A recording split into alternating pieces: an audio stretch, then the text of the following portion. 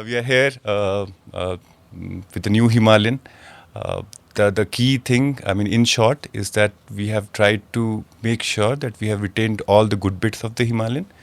And then since the whole adventure category has evolved, as the riders have evolved, the way they ride the motorcycle has evolved, the terrain keeps on evolving. So of course the motorcycle has also evolved.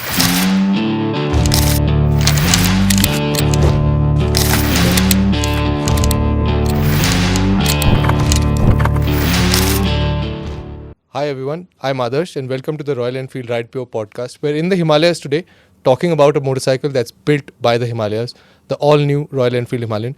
Today I have Andy Anand Raj from Product Strategy. He's the product lead on the new Himalayan. Andy, it's a pleasure having you. Thanks, others. Andy, can you go back a little? I know that for you the Himalayan is very, very dear. The original Himalayan was something that you worked on. You were in industrial design. And even before that, back in design school, an adventure tourer kind of a design was your project. Can you tell us a little bit about your relationship with the Himalayan? Yeah, it is, as you said, it's very dear to me, and also because throughout my career in automotive industry, this is one project which has started it officially, and it's just kept on going. So, of course, I have changed my roles across this whole journey, but there is the involvement with the product has still remained intact in a very good way. For me, the Himalayan, working with Royal Enfield started when I was in my college doing my master's in industrial design. This was my thesis project, and the tagline was built a motorcycle for touring the Himalayas. So that's how the whole journey started. Then I joined Royal Enfield in 2009. Since then, we started the project officially started a bit later, but then this was a thought which was, since all these guys, all our riders have been taking our motorcycles, different Royal Enfields, up to the Himalayas. This is our home. The thought came in that we should do something which is meant for doing that, very specific for doing that, and that's where it all started. The first Himalayan we did in 2016. I was the design lead for that Himalayan. After launch, I thought it's a good time to now explore some new things, like how we explore on the Himalayas. I think for me it was like explore some new things. And then I moved to product strategy. Interestingly, when I moved to product strategy, the Himalayan was again given to me to lead from the product strategy side. So we kept on improving the Himalayan. We kept on talking to customers, our riders. We kept on talking to explorers, to guys who are into adventure, riders, non-riders as well. Because you need to have a much broader view. Himalayan is not just a motorcycle. We have been speaking about it. It's not just a motorcycle. It's a kind of a visualization, a realization of adventure, right? We say that, and then I think we have been speaking also that Himalayan can be the other word for adventure. Bring out the Himalayan in you. And I think the first Himalayan did that fairly well. We wanted to be very, very differentiated from what else was offered.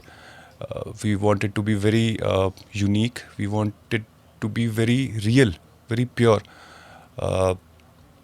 I think the Himalayan was the first adventure motorcycle in India. Before that, that category was also very nascent, and people used to ride bike, but they were not pros and expert in terms of riding adventure motorcycle. We wanted to make sure that it opens up the category. So the whole idea was to make sure that it's really accessible. It's very easy to adapt to, and that's how we brought people into adventure category.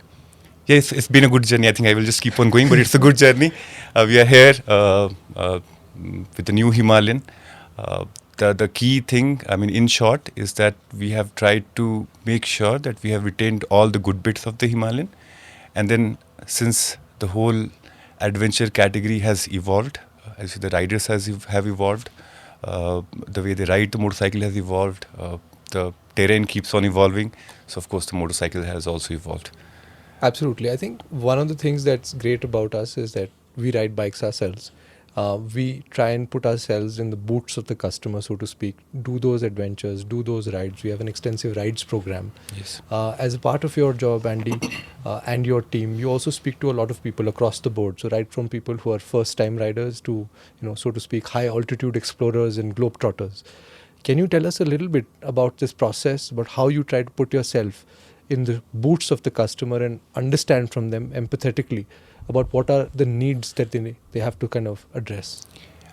Yes, I think the if I summarize how product strategy works or what is our role in the organization, I think our job is to represent the customers. So there's a team which develops the engine, there is a team which does the chassis, the vehicle dynamics, all those guys. But then they have to be told what they're supposed to do, right? And we have to be very crisp and clear in what we tell them. And what we tell them is actually what the customer is telling. So it's a very interesting process, and that's also one of the reasons why I love my job so much, is that you get to interact to so many people. I think any process, any new product brief starts from the customers. Not just the customers, maybe prospective customers. And then, as I said, we just don't talk to motorcycle people, but we talk to everyone. Everyone whose inputs make sense. I think you just said a very right word. Empathy is the key. There are a lot of times when the riders, the customers, they themselves are not aware, or let's say are not very clear in what they want. And I think that's where we have to be. We have to know about them more than them, right? Because their thoughts are based on what they see, what they know. So if you just talked about adventure tourists at one point of time before we did the Himalayan, we were talking to customers at that point also. When you ask them about adventure tours or off-road motorcycles, the first thing which came to their mind was like tall seat height, right? And that's why it's too tall, it's too intimidating and all. So so that's where we have to get a bit more. Okay, this guy likes it. He's probably a bit intimidated. We have to offer him something which will get away with these all obstacles. So it's nice. I think we have been speaking to Royal Enfield riders. We have been speaking to non-Royal Enfield customers as well. We talk to beginners. We talk to guys who just commute.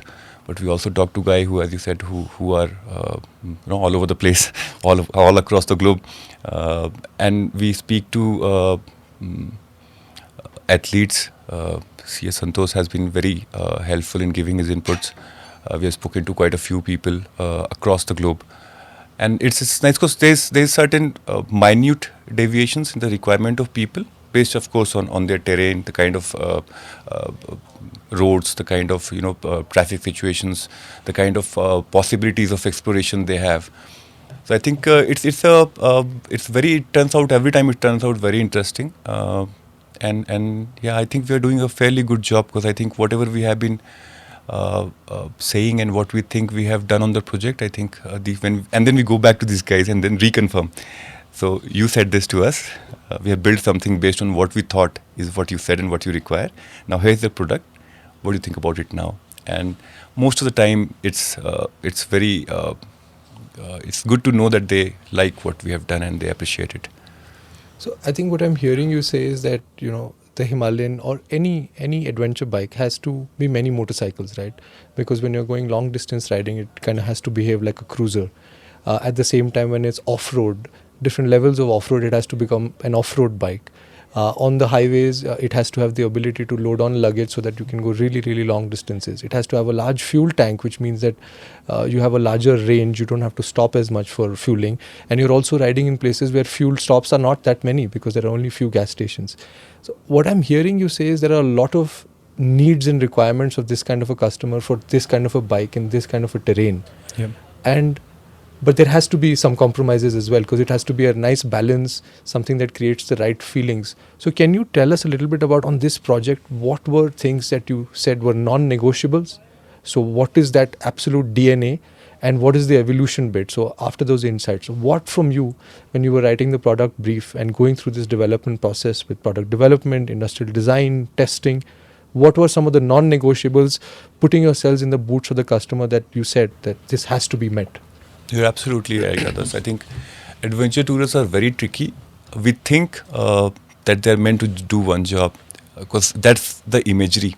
When you think about adventure tours or Himalayan, you just think, at least the imagination is that it's going up the mountains, it's doing some jumps, and it's going through those water crossings and stuff like that. But at the same time, you have to understand that we actually start from where? Where does your ride start from? Your ride starts from your home, right? You're taking it out, you're going through all the traffics, then you do the highways, and then there are traffic jams. This flat highways, you keep on like going for days. If you're starting from all the, like how we started from Chennai, right? So from Chennai, it's like you're going through the plains and all those things. So the bike has to be do quite a few, and there are two ways to saying it. I think one is compromising certain bits. Second, or I think the right way to say it, how do you find the balance?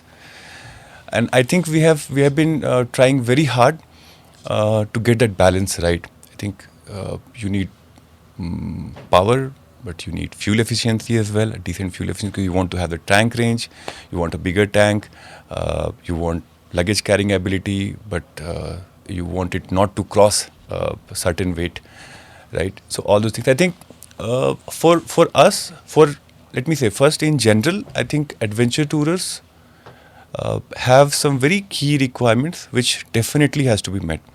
And I think that's also the reason why the Himalayan, while initially it was not thought to be for the global market, it still did so well, is because we got those basics right. We had a good suspension, we had decent ground clearance. It was really comfortable, and it was over and above that, it was accessible, both in terms of the seat height and the overall appearance of it, and also in terms of how much we ask in terms of money for it, right? So we want to make sure that all these things are retained, right? So I think for the new Himalayan also, these were the most critical bits. We worked a lot on the suspension. We wanted to make sure the bike is super comfortable. You can take a pillion with you along with all the luggage you want to carry. So that bit was really important. But I think the Sherpa engine that just took it to the next level. I think, Andy, one of the things that you kind of mentioned about, kind of creating that balance, and the way we kind of think about this at Royal Enfield is that equilibrium between man, machine and terrain. You mentioned that the fact the motorcycle has to be many motorcycles rolled into one because it has many jobs to do. At the same time, people with the similar mindset, the mindset of adventure, with the mindset of travel, with the mindset of exploration, they also have different riding abilities. Someone has experience of just 2 years and someone has experience of 20 years. So how did you manage this again, equilibrium, if I can call it that, of the motorcycle being many motorcycles rolled into one, but at the same time being accessible, being providing that equilibrium to riders of multiple abilities and experiences? That's a very good point, Adas. I think this is the key. I think the key attribute of the Himalayan. I think it should not intimidate you. It should empower you. It should let you. It's like your ally. Yeah, it should be like, I want to do something. It just helps you get it done. It's a tool for exploration. But I think what you just asked is a very, very good question. I think as we know, we have got customers of different age group, different riding experience, different kind of capabilities. What we don't want that is to make it a limiting factor. It should not be a limiting factor, right? I think with the Himalayan, it's very adaptable to the rider also. So, for example, the seat height, right? So the seat height, the range, if you take the optional seat into account, we are starting from 805, we are going all the way to 845.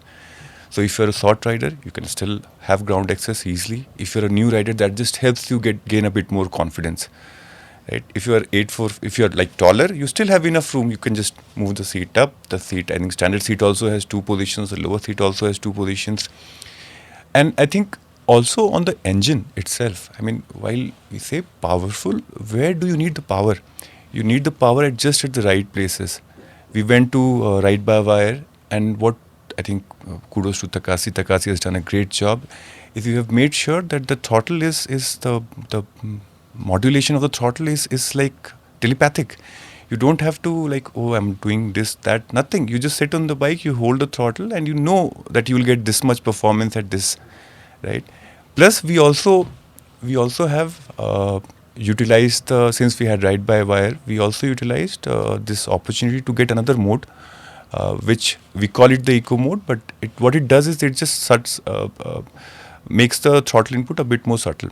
So while you get all the power you need, but then it's much more gentler. So for example, if you're a newbie, you have just got this now aspiration to do some adventure riding, but you're not have enough expertise in riding in off-road terrains. You're going on a, let's say, slushy section. You want to be a bit more careful about it. So you can go off-road mode also in the eco mode. So you have eco mode with ABS off. But then what it helps you is, even if you like just ring the throttle, it will still not let the rear wheel spin. Yeah. And you are safe. Yeah. And the more you are safer, the more you feel confident. And then, of course, you can just switch on the. So what I'm hearing you say is that we've got a lot of technology. So ride by wire, you can look at it as technology, but the way we have thought about it, correct me if I'm wrong, is that these are requirements of riders of different abilities with the same motivation.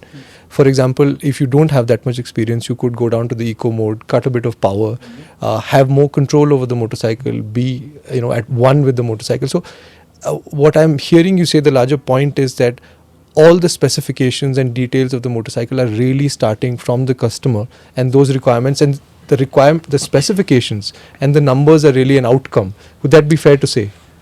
I'll say, I mean, probably this is, I think, a large statement, but I think numbers are overrated. They don't really mean You anything. don't write a spec sheet. We don't want to write a spec sheet. Spec sheets are what are those? Those eventually what we have to understand is what do those numbers mean in real life. So when we started the project, when we started the new Himalayan project, we never spoke about numbers. We said we want more power. How much more power? It's something which came down further when we had much. We came to a number eventually, but that's not how we start. The tech has to enable the rider. The tech has to help the rider. It should make life easier for the rider. Everything we have done on the motorcycle is to make sure that it adds to the experience. It just helps the rider do more things. Right? Whatever you were doing with the Himalayan, you can do a bit more. Yeah. You can be a bit more comfortable. You can go a bit faster. You can tackle off-road terrain much nicely. That's how it's done. We as Royal Enfield, we say we do pure motorcycle. I think that's the purest part of it. Is that you have to make that connect. What you said, rider, terrain, the motorcycle. I think machine. All three have to come together, and the tech, in this case, is there to do this part. It's not there for the sake of it. It's not. Yeah, it's just to make sure that the rider is happy and more comfortable. Yeah, that's exactly the right point, Andy. What happens is when you're now speaking and people are getting to know about the new Himalayan and the fact that it's got so much technology, such as ride by wire, the fact that the new Sherpa 450 engine is the first ever liquid cooled from Royal Enfield. Yes. We've also got the Tripper Dash, and we've also been saying that the original Himalayan was elemental, was rugged, was simple. So there might be a feeling that this is not really simple. So can you elaborate a little bit about everything you need and nothing you don't, and how the Tripper Dash, the first ever circular kind of Google Maps powered navigation and connectivity kind of system, what was the whole insight behind it? Why do we have this? A little bit more on that would be great. Yeah, I think we have, of course, experts from the guys who have actually worked on the tree for quite a bit. But I think from our side, it was a very, very clear brief to the team. See, when we went around speaking to customers, and what we see also, you see all these guys with their phones on the bar. It just doesn't make sense.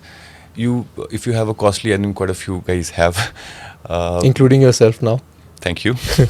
Now you had it for quite some time, so anyways, evolved. Everyone has evolved. So these phones have become very, how do you say? There's much chances of them going wrong. You don't want your phone to fall out, and Mark had quite a few of his phones damaged because he also had to do that, right? We're exploring new places. When you're going in new places, you need something to navigate. And one of the things about, and just taking your thought, one of the things about sort of riding and exploring and being adventurous is also to kind of connect with yourself, with the environment you're riding in, and not so much with the rest of the world. When the phone's there, you're still getting your notifications. Sometimes it's really good to disconnect, and I think we found a balance. Yeah, I think we have given the people the opportunity to choose. right? If you don't want, just be in the analog mode. There is an analog mode. And what we have done is actually, if you see from forget about the technology involved in this, but from the rider perspective, what we used to see earlier was a multiple screens, right? Analog, but still they were like screens. Lots right? of information So you have spread, yeah. spread things across, and sometimes it gets a bit jarring, right? There's too many things. What we have done now is simplified that whole thing through a screen, one single screen, and you can choose what you want to see. It's very easy to choose. But I think the key reason why we moved to a TFT, honestly, is just that was the only way to give full map navigation. We have Tripper unit, which is done The by Dun, TBT, which yeah. is quite good. But then we have to go to the next stage everywhere. So we said this is nice, but we asked quite a few people, and all of them were like they've got so much used to the whole Google navigation. We said, okay, if this is what you need, we'll give you that. We spoke to Google, and this is Google powered, right? We have got Google. We said we'll get your map. We want to have full map navigation. We'll put it on the bike, and it's just so. What we are actually doing is we are removing one extra screen of your phone, which you have somehow put up on your handlebars or somewhere, and then which has the possibility of getting thrown off and all. Now you are just satisfied. You are doing your bunny hopping on your speed breakers. You don't have to worry that your phone is going to fly off. Absolutely. And so it's an enabler. And that's how we have thought about it. I mean, it's again not for the sake of just saying that we have a TFT and it has got this many features. It's not like that. It's like you need something, it's there. We don't have random things in that. So it's kind of like it's capable, but it's not loaded. It's not features and specifications and tech for the sake of it. It's there for a reason. Yeah, it's absolutely since our customers said they wanted it, and what they wanted is what we gave them. Okay, now that we're very close to the launch and we're going to be putting this machine out there Yeah. in the world with so many people hopefully loving it as much as we do. What are your plans? What do you plan to do with the machine? So first, I think this has been the most, if I can say, I'm not sure if goosebumpy is the right word, but this has been the most goosebumpy experience, especially the last few days, because we have seen a few people riding. We have been talking to media and our friends in exploring community, in quite a few guys, and whatever we have been hearing, I think we have delivered the right product. My plans are very simple: pick up a bike and go. Do something nice. I'm not much into touring myself. I don't like touring on the highways. So probably as soon as I get my hand on on one keys, I'll just start it. Probably just come back here. Nothing as good as riding the Himalayan in the Himalayas. So yeah, that's the plan. Andy, I want to talk to you again about one of the important things in the whole process of putting this motorcycle out there. We've seen from our own experiences, from chats that we've had with globetrotters, with explorers, with people who are riding the Himalayas, but also riding in different parts of the world, that things change. Terrains change super fast. At one stretch you will have great tarmac, and then the tarmac ends and there are water crossings and super bad roads and rocky terrains. You go out exploring and you find a whole bunch of terrains out there. And if you do this over and over and over again over weeks, days, months, and if that's the life we want consumers and riders to live, then the motorcycle is going to take a fair bit of testing. It will actually take a fair bit of beating. And one of the things I think we concentrated this time around is our testing. Our company has evolved. Our testing process had to evolve. We test in different world-class facilities, for example, like the Idiada in the UK, in the Himalayas, in India, in Chennai, and so on. But we also test with a whole bunch of different riders, including top management, but also normal riders who are just kind of beginning their journey on adventure. Can you tell us a little bit about why the whole testing process and making sure that the bike is dependable, that the bike is tough, that the bike is solid and indestructible, why that was so important, and what are some of the things that we've done about it? Yeah, I think tough is and dependable are the keywords, of course. I think the bike has to, as you said, things change and the bike has to make sure that it goes through that. It's all about crossing the obstacles, and that's the fun in it, right? You see a water stream, normally, or let's say if you're not you don't have that adventure soul, you will probably just find another route. What we do is we get in. That's the fun part. You see a off-road section, you'll be happy, or we are being happy about it. right? There's an opportunity of jumping the bike, we'll do it. But that also means that the bike has to go through a fair bit of impacts and possible situations where it can get damaged. So our testing process, I think, if I can say, it's divided into two parts. One is the technical testing process, which itself is very, very extensive. We do lakhs of kilometers on road, off the road. We have done like thousands and thousands of kilometers on the Himalayas itself in really tough terrain. And at really high altitudes. And at really high altitudes, of course. But also, I think it's important to understand that we have to get those minute nuances of the regular riders. What are they feeling about the motorcycles? So while the seat can be comfortable, is it equally comfortable for all different varieties of people who are going to use it? I think that's the key. The other important bit, I think, and this is probably, I'm just speaking from my experience, and because we all are part of that, me, you, all of us went along with our top management, which itself is very motivating. When you go up there in the mountains, it's not just the terrain is changing, you are also changing, right? When I go up, every time I've got this issue with altitude. Right? Luckily not this time, but you're not your full performance mode. You there's lack of oxygen. You are a bit got headaches sometimes and all those things. At that time, the bike has to help you. It has to support you in getting to the next destination. It should not be something which you are operating. It's not a machine you are operating. It's, as I said earlier, it's a tool which is helping you complete your journey. And I think it's like a friend, right? It's a friend who's extremely forgiving. Absolutely. And not just a friend who sometimes it's just filling up the gaps in your capability. So you are not 100, you are probably 80, 70, the rest 30%, the bike just helps you. It's very forgiving. You are one gear high, you are probably one gear low on the turn, and then you don't have to worry about it. You just, it's so, as I said, it's just kind of telepathic. You make that connection, you sit on the bike, you just, and what we have heard, I think as soon as someone, and not just us, we have been riding this bike for like, really long time. We've done so many kilometers on the bike. But then we also know people, the first time we said, come on, hop on the bike. And they get on the saddle, within few meters, they're like, this is easy. I know this. I can do crazy things. And I think that's where we have the success. But also coming back to the testing part, I think we know we have got a multiple varieties of riding experience within the team. So we utilize that. We say, okay, come on, hop on the bike. Let's see how an experienced rider feels about the motorcycle and how a beginner feels about the motorcycle. The point is that the beginner should feel happy and welcome on the bike, and then he should gain all the confidence in the world to make sure that he goes to the next level. But at the same time, an expert rider should equally enjoy it. Should not be like it's for the beginners. It's not for the beginners. I mean, we have seen and we have got like immense talent within the team, in our testing team and our rides team, and all of these guys have enjoyed the motorcycle equally. So I think again, I think we have found. I'm very happy to say that, and I am sure you will also agree that we have found the right balance of making sure that both the ends of the spectrum are happy with the motorcycle. So both the requirements are being met equally.